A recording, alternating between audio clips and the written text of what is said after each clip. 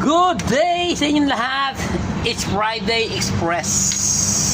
Mo yung boses mo pakatingkoy. It's Friday Express. Alam nyo na, siguro kung ano ito.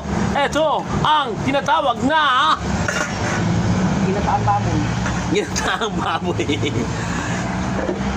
Pwede rin. Or ginataan or Pork, hindi ganun.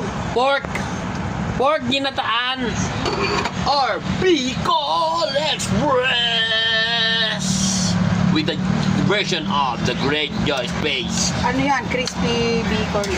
Crispy Bicol Express dahil pinakupsan ng kanyang taba ng baboy na ginawang parang chicharon na may halong mga liempo.